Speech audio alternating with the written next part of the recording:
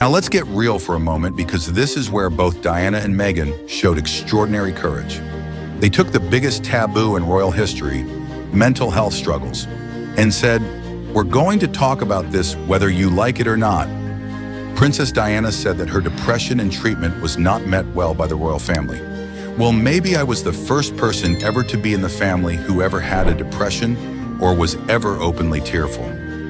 Diana talked about bulimia, self-harm, and feeling trapped in a loveless marriage in the 1990s, when mental health was still whispered about in secret corners. She literally told the world, "There were 3 of us in this marriage, so it was a bit crowded about Charles and Camilla's affair." The audacity, the truth, the absolute savage energy of this statement still makes jaws drop today. Then came Meghan, who dropped her own truth bomb in that Oprah interview. Markle revealed that when she was having suicidal thoughts, she went to the institution and asked for help. She was declined any assistance, stating they told her it wouldn't be good for the institution. I'm sorry, what? A pregnant woman asking for mental health support being told it's bad for PR? The royal family really said, "Have you tried just not being sad?" Both women faced the same institutional response: silence, denial, and the expectation to suffer beautifully in private. The love stories. But let's talk about love, because honey, this is where the stories diverge like 2 completely different rom-com genres. Diana's love story started like a fairy tale but turned into a psychological thriller. Diana was trapped in a loveless marriage, whereas these 2 seem extremely happy together. That's a huge difference. As Andrew Morton, Diana's secret biographer, pointed out, Diana was 19 when she got engaged to Charles, who was 32 and clearly still hung up on his ex. Imagine being a teenager and marrying someone who's basically using you as a consolation prize. The man literally said whatever love means when asked if he was in love during their engagement interview. The audacity. No wonder Diana looked like a deer in headlights half the time. Charles and Diana's marriage was like watching a slow-motion car crash in real time, except the car crash was televised globally, and everyone had opinions about the wreckage.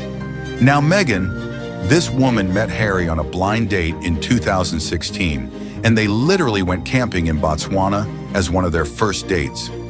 An early date was a camping trip to Botswana, not exactly your typical royal courtship of formal dinners and chaperoned events. Harry saw what happened to his mother and said, "Not on my watch." When the press started their usual nonsense, late in 2016, Harry made the relationship public while berating the British press for its treatment of Markle. This man literally told the British tabloids to back off. Diana never had that protection. The family drama. Speaking of family, let's dive into the tea that's been brewing for decades, because both women brought their own special brand of family chaos that had the royals clutching their pearls and reaching for the emergency gin. Diana's family drama was like a soap opera written by someone on a sugar high. Her parents divorced when she was young. One of the toughest things Diana had to deal with was when her parents got divorced, and she ended up being raised by a father who later married his mistress. And then she married into a family where the husband was also having an affair. The irony is so thick you could cut it with a tiara.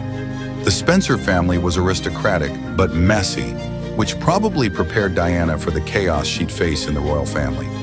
At least she knew dysfunction when she saw it. Meghan's family situation? Oh boy! Her half-brother literally wrote a letter warning Harry not to marry her, calling her a jaded, shallow, conceited woman that will make a joke of you and the royal family heritage. Her own family member. The drama was so intense that most of Meghan's family didn't even get invited to the royal wedding. But here's the kicker.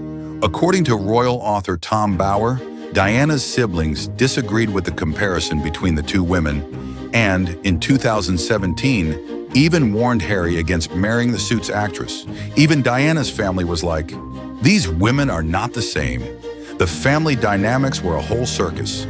The motherhood moments. Now let's talk about motherhood, because both women revolutionized what it meant to be a royal mom, and the results were iconic. Diana was the first royal mom to break basically every parenting protocol in the book.